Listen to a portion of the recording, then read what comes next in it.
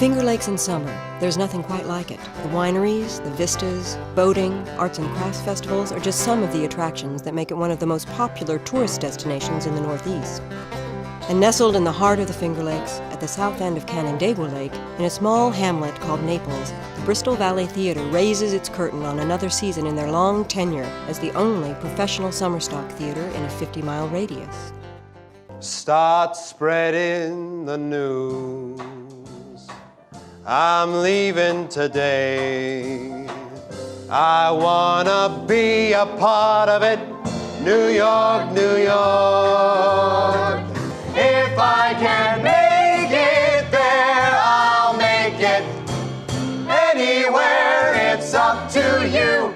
New York, New York. Bring 'em home, baby. Ah. New York.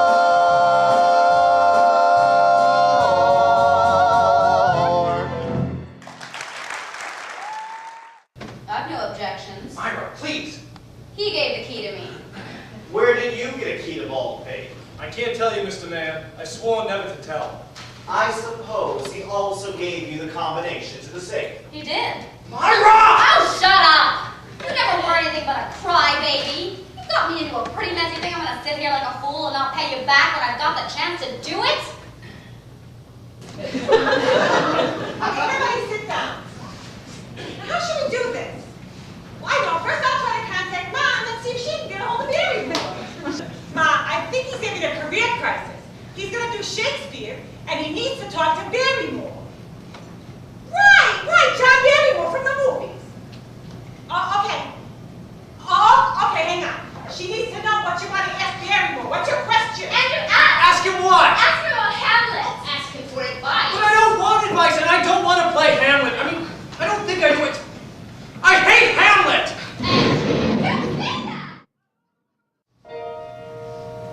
Nothing's gone the way I planned. My life has taken turns I don't begin to understand. I hear the drum, my time has come, the play's about to start. But I can't recall my part. Is the mask I'm wearing comical or tragic? Something precious has been lost. My mind keeps going over all the bridges I have crossed. Yet strange to say, as dark and gray and hopeless as it seems, I am not without my dreams. Though it sounds naive, I still believe in magic. Why is it too late for falling in love? Isn't there some chance of finding romance with someone young and sweet, someone I have yet to meet? There's a voice inside my head that keeps repeating, it's not too late, it's not too late, it's not too late. What do you think of this color? Nate, is it Redmond? Estee Lauder. You switch! Well, it's a heaven shade. Can I try it? If we don't get a good spring play class, it's KKG right into the gutter. Oh, look, Mary, this did dry liner, but it's not me. Do you have some remover? I think that looks nice. I better get rid of it. Ted would have a fit if he saw my fingers all painted up like a horse. I always paint my nails. Well, that's your style, Mary, but your style on me makes me look cheap. You have short fingers. Do I? Yeah. Oh, look, I do. I hate my hands. You got to get organized. Come on. While the snow still covers the ground in Naples, Bristol Valley Theater's artistic director and administrative staff are recruiting directors, actors, and technicians for their summer company. They draw on acting and directing talent from New York City as well as the local area. We start the audition process in the early spring by advertising in the trade papers in New York City, and we give a breakdown of what our season is, what we're looking for, who we're looking for. And then we have pictures and resumes sent to the theater and begin the arduous process of weeding through them. We probably get, I would say, 70 700, we probably get 750 to 1,000 pictures and resumes. And out of that, we pick about 200 people that we have time to see on our audition trip to New York. This is just for the New York City auditions. And we go and get a space. Last year we worked at a wonderful little space called Manhattan Theater Source, which is actually a theater space that I have a relationship with. And we see 200 people in 2 days, which means all of the directors of all of the shows, as well as the musical directors, sit in and watch everyone come in and perform a monologue.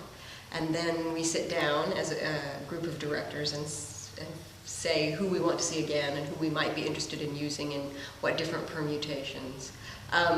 One thing that I'm interested in doing is building a company feeling over the course of the season. So when we see people, we try to think of them for more than one project. That's not an exclusive thing, but it helps to build a feeling of ensemble if we have people that are used for more than one show. Then we have an additional set of local auditions here at the theater. We advertise in the local papers, and people come from all around. I had people from Buffalo, from Rochester. I talked to some of the casting people in some of the theaters in Rochester and got their recommendations from people. And we come down to the theater and see the local talent, who actually we ended up using quite a few, three local actors, and then found a lot of our interns, our acting interns through that set of auditions. So it reaped some good benefits too.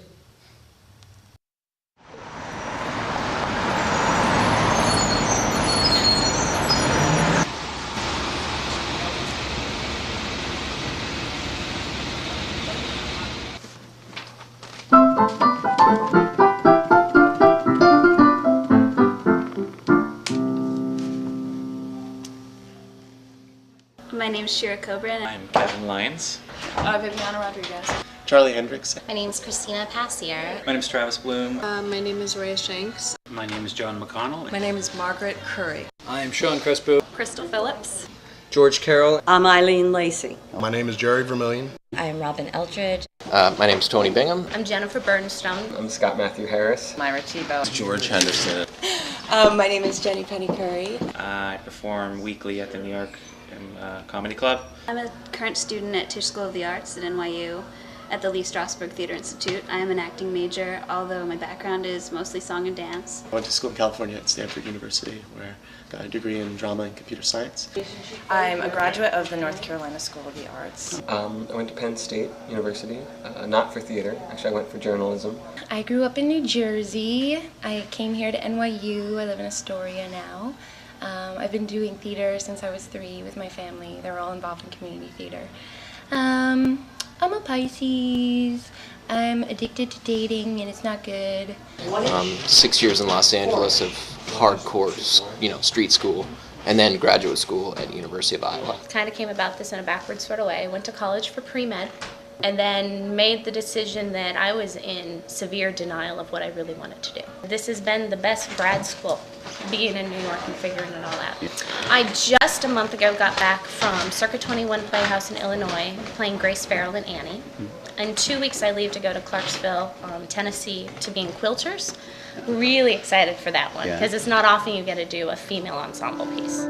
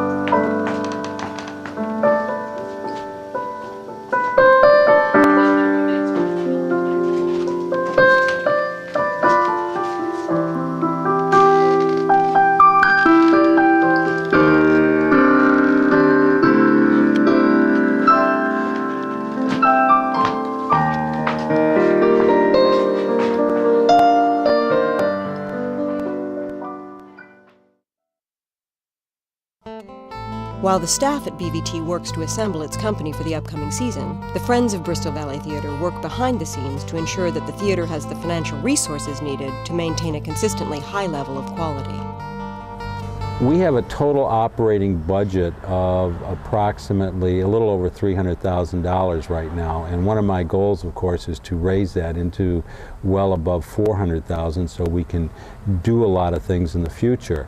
But at present, the box office accounts for around 42% of that $300,000+, and the balance, the other 58%, is made up of individual donations, corporate sponsorships, fundraisers that the board of directors are involved with, such as the art auction and the golf tournament. Program advertising, is a good percent, about 3% of our annual budget. Corporate sponsorship is an interesting part of our fundraising because there are so many benefits that a corporate sponsor derives from it. Advertising that they get that ties in with Bristol Valley Theater through WHAM as an example, our radio advertising. Printed advertising, they're in the program, their name is announced from stage, at the beginning of every performance. And I think people that are from this community in particular, when they hear that Widmer Wine is the seasoned producer and they're thinking about buying wine, they say, I'm going to buy some Widmer wine just because they're supporting something that is very near and dear to my heart. And that's true with the people that go to the theater. The theater is very near and dear to their heart. So there's recognition about being a good citizen in the community and businesses that you want to do business with.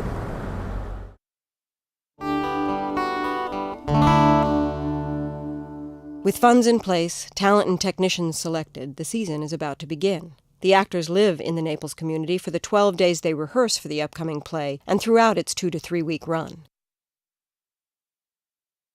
There's barely time to set down the suitcases before the first rehearsals begin. We're concentrating. The point of concentration is listening for where your stakes are. We're jacking up your stakes, listening for what points in the story make the story worse for you, and also what points in the story you don't know, what's news to you, and also following them always for these characters following them up. There are 7 keys to Baldpate. 7? How do you know? Old man told me the day before he died. Well, perhaps Mr. Cargan would be good enough to shed some light on the key subject. Where did you get yours? I wouldn't tell you if my life was at stake. Well, perhaps the young lady will be good enough to inform me where her key came from. I have no objections. Myra, please! He gave the key to me. Where did you get a key to Baldpate? I can't tell you, Mr. Mayor. I've sworn never to tell. And I suppose he gave you the combination to the safe? He did. Myra! Oh, shut up! You were never anything but a crybaby! You've got me into this pretty mess. You think I'm gonna sit here like a fool and not pay you back when I got the chance to do it? I'll tell you the whole scheme. I was to come here and make off with the package, and Cargan was to follow and find it gone. We were to meet tomorrow and divide the money equally. You rat! His excuse to Cargan for the disappearance of the money was going to be to accuse Bland of never having put it there. What? Sit down, Bland. Did you hear that? Nah, dang it. Don't you stand up, Bland. What? Sit down, Bland. Here lies no one. Oh! No! Are you all right? You're right. Shall I call a physician? No! I didn't mean to wound you. Go back. All right, so just beat there. Fall back. That's right. You get the thing, fall back, and no. And you're looking down, right? Now look over at the sword. It comes around. What should I do? No, right. Lad? Are you... Shall I call a physician? No! Oh, dear. I didn't mean to wound you. Call Deirdre? Oh, Shakespeare! Yes! Try twisting that again. Let's just do that a little bit again. Yeah. So I showed up here on July 3rd. That was a Friday. We got in kind of late, and I came in with another gentleman, Boris, who was in 7 Keys to Baldpate with me. Very intense fellow, but we bonded quite quickly in the car on the way up here. 6 hours in the car would do that. And met Karen Bowersock, our artistic director, my boss. Little did I know that she was such a real person and going to be such a good friend, let alone a good boss. And so then she helped me get my luggage basically across the street to Mary Cornish's house behind me. Rehearsals started that Saturday. Being in the basement with 11 other cast members for Baldpate, plus our director and our assistant director and any of the tech folks that came in to work, to view our work, to see what was they were going to use their work to enhance our work. I mean, it was just incredible. The production values are so high here. I remember at the audition, at the callback, talking about, is it about the work? Because I've been to theaters across the country where it's about the costumes, or it's about the food at the dinner theater, or it's just about everything but the work, having nothing to do with your beats as actors or telling the story, or, you know, if we take another half hour to fix these couple of lighting instruments, we're going to have this amazing effect on this one entrance of this one character that the audience will even more fully, they'll get a much better story out of it. They won't fully appreciate it because they won't realize it's happening. That doesn't happen. That does not happen. I don't know, maybe it happens on Broadway, but they have millions of dollars, so it better happen. And actually, it doesn't happen on Broadway a lot of times. But here it did. I've worked with 3 very different, very interesting directors. You just don't get that. In less than 2 months, I've done that. It's just been really incredible. While the actors rehearse, the technicians build. Frank Spinelli, BVT's 2004 technical director, has a tight schedule to be ready for opening night. Since it's summer stock, it's a much more abbreviated schedule than, you know, a regular theater where you might have maybe 4 weeks or something to put together the set. But it starts with getting the plans from the designer, and then we'll usually start building within a day or 2. And we have generally, unless it's a musical and we have a longer run, it's usually a week. We have a week to build the whole set, and then when the show that's running comes down, we take that set down in usually about 3 hours, start putting the next one up, and then we have to put that one up in about 3 days. And a lot of times the building of it is the easy part, because you're just building the sections of it. But when you put it together on stage, and then everything's got to fit, and the doors have to work, and the windows have to fit in place, and we have to make sure that everything clears the pipes and we're not blocking lights, that's what takes a lot of time, making sure all the walls are secure. You know, and sometimes you'll run into some little tiny problem that you didn't anticipate, and it can take you half the day to solve it, and then things get backed up, but, you know, you make it work. But there's another aspect of Bristol Valley Theater that has provided young people in the Finger Lakes region a rewarding experience to which they would otherwise not have access. Kendall Litwiller is my child. She's shown an interest in it in grade school, and then when this opportunity came up, and we thought, wow, what a wonderful opportunity in Naples to have you know, artists from New York and all around come down and work with the kids.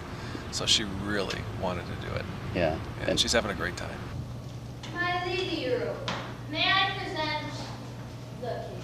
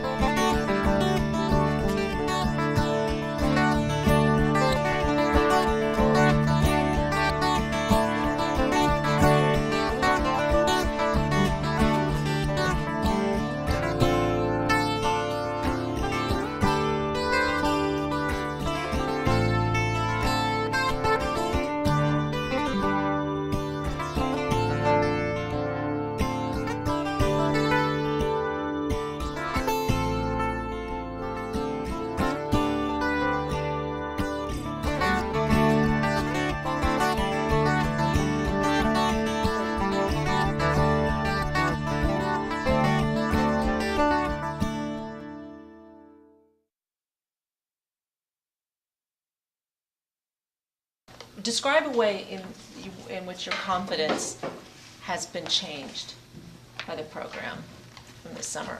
Being a major part in the show again always boosts your confidence, I guess. Yeah, I just didn't know if I was going to like it or not. Yeah? Because it was 6 hours a day, but this is how I wanted to spend my summer. It kind of boosted my confidence a lot, and meeting other people who like acting, which was a whole entire different thing, because at my school no one likes acting, only a few people do. So yeah. Mom came up and told me that I was enunciating everything so much. I would talk about the show, and I know people who have been wanting to be in a show but never really had the courage to do it. And if you tell them about it, then they start to get interested, and they're like, well, maybe I'll start out in set crew and see how I like it. Same thing happened with one of my friends. I was talking to her on the phone one day, and she said, I want to be a famous actress. And I was like, well, why don't you join the Bristol Valley Theater next year? She's like, yeah, I really want to. What was the most surprising thing for you to find out about being an actor that you didn't know before this summer? It takes a long time just to do one scene, is what I found out. Like when you watch a movie or you see a play, you're like, it's like, I wish that could have gone on longer. And when you really think about it, it's like when you see a movie, you don't really think about how long it would take just to film, just to do one scene. That would take a whole day. Yeah, the attention and the courage of the actors here, they all just rise when there's a bigger audience. Yeah. I found out about rehearsals, that the reason you do rehearsals is for you to get criticized and to mess up. So maybe another way to phrase that is that rehearsals are the place, it's where you can mess up. It's the place where you can fail. It's where you want to try everything that you possibly can. So things that you love. Right. That's why you're here, is because you love to act. Yeah. What do you guys think for this year in terms of going back into school, into your studies, into your you're starting your fall again and things like that? What do you think you can take from this summer and the things that we experienced together and you guys experienced as a group into your daily life? I know now that I can be around different personalities. Everybody here has a different personality, whether it be funny, strange, quiet, silent, never speaking whatsoever. Okay. All kinds of different personalities. I just noticed I just pronunciate better now, not really noticing it than from before. Yeah, speak a lot more clearly. Yes. Always boost your social skills. Yeah, you come in. It's kind of like what I did when I just moved to Honeymoon, and I'm in a new school, so now I know how to interact with some people because I have a wide range of age groups here. It's been wonderful for her, and we're very fortunate to have that here in the village. Thank you.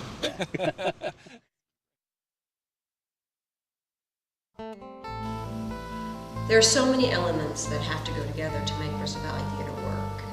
We have support from the corporate community. People that are corporate co-sponsors of a performance, of a week of performances, of an entire show, of an entire season.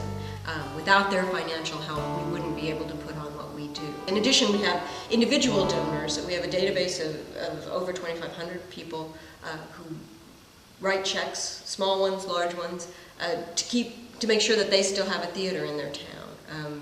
And when we need them, they're always there for us. We just put out the call. Whether it's for a financial contribution or a donation of labor. People came down. The church that we're sitting in right now was put together by volunteers. It was a church, now it's a theater, because people came down and worked on the weekends and put sweat equity into making it into the beautiful performance space that you see here. We have volunteers who usher, who sell the concessions every year.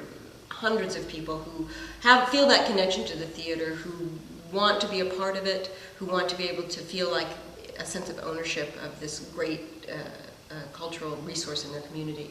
And they are a part of it, and a vital part of it. We couldn't get through a single week of the season without them. We also have a volunteer board of directors, a great group of people who have been, some of whom have been with the theater since it was up on the hill in some fashion or another for years and years and years. They were here swinging a hammer when this place was made from a church into a theater. They're still here organizing fundraising events. We have a great golf tournament that a couple of our board members put together each year. We have a gala dinner that we're planning. We have the art auction, which is in which local artists donate all kinds of beautiful things, and we organize, which is a very difficult job, and auction them off each year. And these people guide the staff in terms of advice, and hopefully provide the staff with the resources that they need to run a theater.